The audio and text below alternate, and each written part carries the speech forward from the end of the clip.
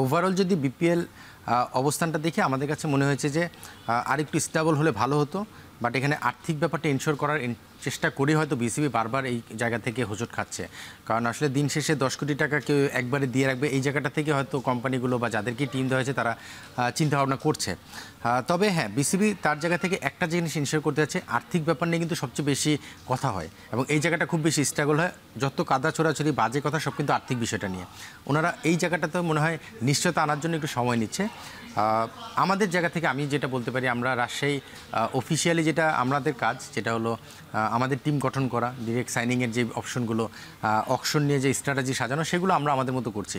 But অবশ্যই যত তাড়াতাড়ি হয় বা প্রপার একটা কনক্রিট ডিসিশনে আসে আমাদের জন্য ভালো। বিকজ ফর এক্সাম্পল 30 তারিখ যদি অকশন হয়, ধরে নিলাম আগামী মাসের 19 তারিখ খেলা বা 26 তারিখ খেলা, যেটাই হোক, আমাদের ওই যে মাঝখানে যে সময়টা, সেটা আমাদের জন্য, দলের জন্য খুব টাফ হয়ে যায়। কারণ ওই সময় আমাদের ফর এক্সাম্পল আমরা প্যাড এবং হেলমেট এটা কিন্তু আমরা কাস্টমাইজ করি আমাদের জার্সির সঙ্গে ম্যাচিং করে বা যে কোনো কালার। এটা এমন না যে আমি রেডিমেড কিনে নিয়ে আসলাম বা একটা সাইজ ধরে কিনে নিয়ে আসলাম, ব্যাপারটা তা না। আমরা জানি যে আমাদের কোয়ালিটি মেনটেন করতে হলে দেশের বাইরে থেকে আনতে হয়, হয়তো ইন্ডিয়া থেকে আনতে হবে।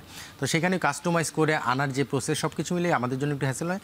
বাট বিসিবি অবশ্যই নিশ্চিতভাবে এটাতে অনেক বেশি চেষ্টা করছে, যদিও আমরা মিডিয়ার মাধ্যমে বিভিন্ন কিছু জানি, বাট আশা করছি এটা একটা সুষ্ঠু। এখানে আরেকটা প্রশ্ন আছে, আমাদের সময় অনেকটাই শেষ পর্যায়ে। আমি ছোট করে আপনার কাছে জানতে চাইবো, এই যে আমরা যে এতক্ষণ যে সংস্কৃতি নিয়ে কথা বলছিলাম, আমরা প্লেয়ারদের নিয়ে আলাপ করছি, ডোমেস্টিক ক্রিকেট নিয়ে আলাপ করছি, অনেক কিছু নিয়ে আলাপ করছি, কিন্তু আমরা অ্যাডমিনিস্ট্রেশন নিয়ে কিন্তু সব সময় কেন জানি অ্যাডমিনিস্ট্রেশন নিয়ে খুব একটা কথা হয় না। এই যে বিপিএল আয়োজনের ক্ষেত্রেও যদি বলেন, এখানেও এই ওভারঅল স্ট্রাকচারটা তৈরি করে দেয়া, ক্রিকেট কালচারটা গড়ে তোলা, এসবের জন্য তো অ্যাডমিনিস্ট্রেশনের একটা মানে সবচেয়ে বড় ভূমিকাটা কিন্তু অ্যাডমিনিস্ট্রেশনের, সেইটা নিয়ে খুব একটা কথা হয় না। আপনি কি অ্যাডমিনিস্ট্রেশনের ফেলারটা দেখেন কিনা, বা অ্যাডমিনিস্ট্রেশনকে আরেকটু স্ট্রং হওয়ার, আরেকটু এফেক্টিভ হওয়ার বিষয় আছে? এটা তো অবশ্যই, কারণ আপনি ফর এক্সাম্পল এই শোটা যখন করতে এসেছেন, আপনি তো বসে আপনার সেট আপগুলো রেডি করেছেন, কী কী বিষয়ে আলোচনা হবে বা কিছু তো একটা প্ল্যান করে এসেছেন। সো বিপিএলটা যে মাঠে গড়াবে, তার আগে কিন্তু ওই যে প্ল্যানিংগুলো, এটা কিন্তু সবচেয়ে ইম্পর্টেন্ট। এটা প্রতিটা সেক্টরের প্রতিটা কাজের মধ্যেই আপনি যখন এক্সিকিউশনে যাবেন, তার আগে কিন্তু অর্গানাইজ ওয়েতে করবেন, যেটা অ্যাডমিনিস্ট্রেশন সুন্দরভাবে একটা স্ট্রাকচার দাঁড় করাবে, গোছাবে, সাজাবে। তো এই জায়গাটায় তো একটা দুর্বলতা দেখা যাচ্ছে আসলে, কারণ এই যে ডেট পেছানো, পাশাপাশি এখন পর্যন্ত অ্যাজ এ বিপিএলের আমি একটা রাজশাহী টিমের হেড কোচ, আমি এখন পর্যন্ত অকশনের লিস্ট পাইনি। মানে আমি যেটা নিয়ে ওয়ার্কআউট করবো, স্বাভাবিকভাবেই আমার তো এখানে কিছু কাজ রয়েছে, কোন ক্যাটাগরিতে কে রয়েছে, তারপরে বিদেশি প্লেয়ারদের যে নামগুলো অকশনে এসেছে, সেই নামগুলো নিয়ে আমার ওয়ার্কআউট করতে হবে, কারণ আমরা জানি যে বিদেশি 2জন প্লেয়ার আমার অকশন থেকে নিতে হবে। সো এই যে কিছু কাজ রয়েছে, এগুলো কিন্তু করার জন্য আমাকে সময় দিতে হবে।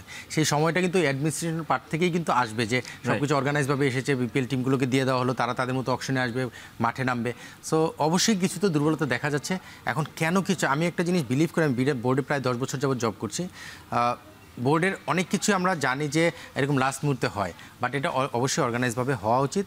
ভিতরে কি হচ্ছে বলা খুব কঠিন, যেহেতু আমি সিলেকশন প্যানেল ছিলাম, সিলেকশন নিয়ে কথা বলতে গেলে এখন কিন্তু আমি আটকে যাই, বিকজ আমি ওই টেবিলে এখন বসি না। যখন বসতাম তখন জানতাম। ঠিকইভাবে অ্যাডমিনিস্ট্রেশনে যারা রয়েছেন, তারাও তো বেস্ট এফোর্টটাই দেওয়ার চেষ্টা করছেন, বাধাটা কোথায় তারাই আসলে ভালো এক্সপ্লেন করতে পারবেন।